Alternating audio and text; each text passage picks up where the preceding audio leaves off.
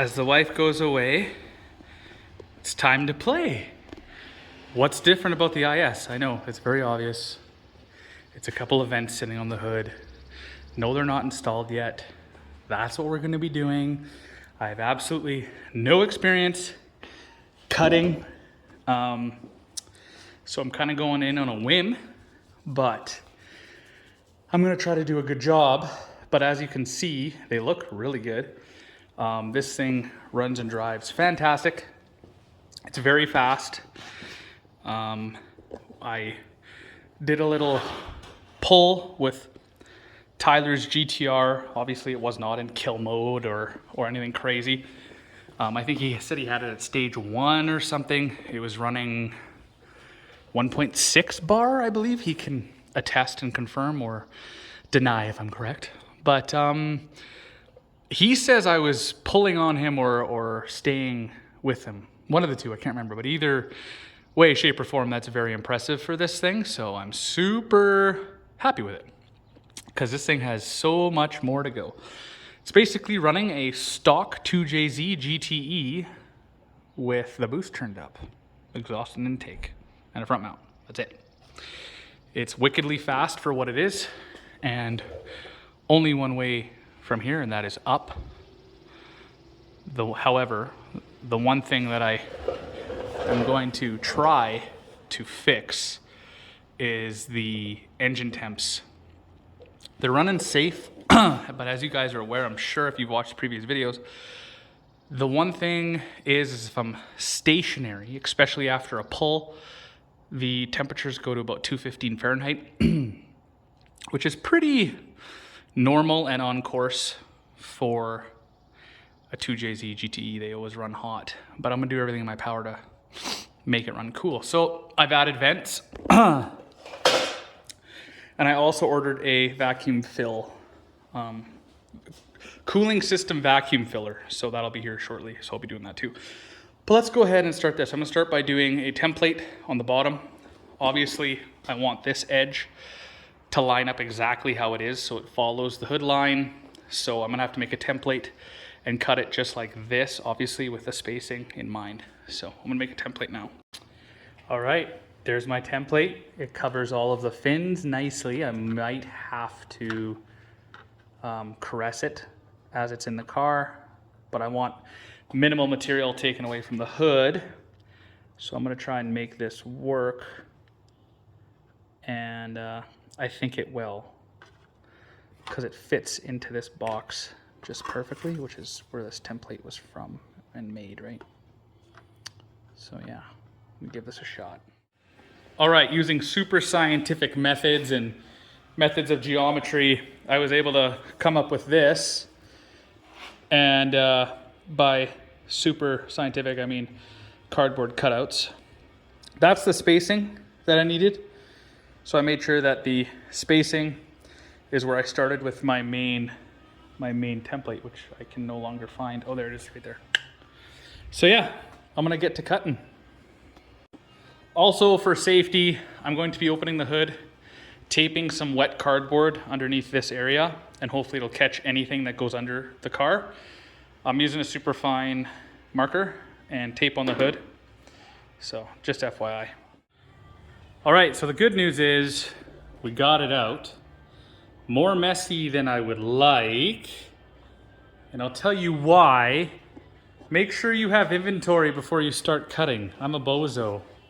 So I had to use a combination of my drill to get the corners out, a Dremel, which is what I ran out of, cutting discs, and also my, wherever it is, right there.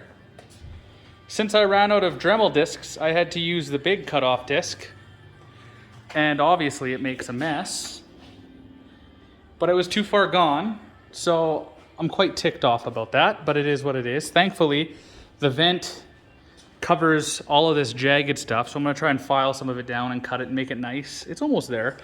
And in the in trim, I'm gonna clean it up a bit.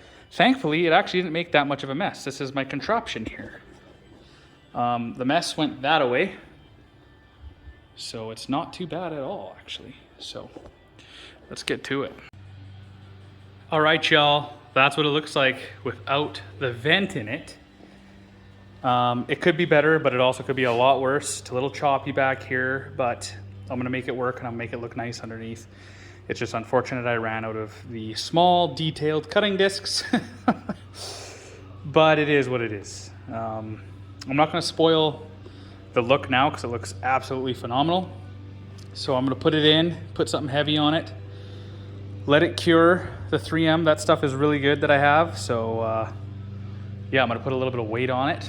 Gotta find something and then walk away, let it cure for a bit, and then come back in here. So stay tuned. Also, one more thing. Some of you might be asking, why the hell is he chopping his hood up? Let me be clear. I was looking, and I am still looking for a hood for this thing. This hood has seen better days. I've just touched it up nice enough that it's presentable, but this was all rust up here. So I fixed that. It has this clear bra. I mean, it is salvageable, don't get me wrong, but I would just rather buy a carbon fiber hood and be done with it. So that's kind of what I'm doing. This hood isn't perfect, so I thought this would be a good hood to practice on my skills when I have the appropriate tools, LOL. But it turned out okay. So I'm all right. Now let's go put that thing on. So here's my makeshift hood prop to hold that in place, just to let it cure. It's actually sticking very nicely to the hood. So I'm just gonna adjust these as time goes on, and then we'll reveal the results. All right, she is done. At least the passenger side is, which is the side that matters, because this is where all the heat is, you know, generated and manufactured and stuff. So yeah, there's the vent. I did put a bead of silicone around it to hide how crappy of a job I did at cutting it, and I don't really feel like telling the story a million times that I had one small Dremel disc to cut this open and then it exploded. So yeah, I cleaned it up pretty good. I actually painted it and put the silicone around it. So the silicone will add adhesion and it'll also act as a rust preventative. So if you guys recall, I wanted to follow this hood line, and I still did, but I moved the vent over just a tad because I wanted it to capture over the intake as much as possible. So it's actually when the hood shuts, it's actually aligned perfectly with the intake. So the intake should be getting fresh air all the time. So that was my rhyme and reason for that. I will shut the hood though and show you guys. I don't like the look of it just, you know, as much as I did previously, but I think it just serves more function. So that's the story with that. I'm gonna have to mirror that side, but before I even attempt that side, I'm going to buy discs, so cutting discs. So let's close the hood and see what she looks like. So what do you guys think? Do you like it? Do you not like it? I really like it. I think it looks rad. I think a matching one on that side will just take the cake. But as you can see, I still did follow the hood line as much as possible. But again, I just wanted to align these fins more with the intake that sits right here. So if it was over here, it would just be too far, in my opinion. I mean, I have no scientific theories to back that up. It's just my theory of air and where it goes. But essentially, you know, this should provide some fresh air over the air filter and provide heat to escape effectively. So I really like the placement of it. Actually, this is not going anywhere. Siliconed, double 3M double-sided tape. Double as I mean, I put one big strip and then I put one small strip, and it seems like it's pretty darn good. It's the same stuff I used to put on the rear badge, which is sticking really good. So that looks freaking awesome. I'm super impressed with myself, even though it didn't turn out as best as I have hoped or would have hoped. And the mess was contained.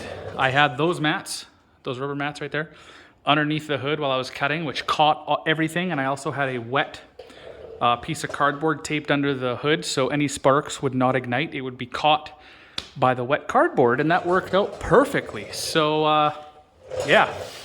It's definitely not a how-to video, just FYI. This is entertainment purposes only, and just what I did to succeed. in getting that thing on. So that shouldn't move anywhere. If it ever does, I'll drill holes and we'll have to rivet it, but I don't think I'll have to go that far. Yeah, so that's what it looks like. I'll grab the other one just so you guys can see what it should look like with both of them.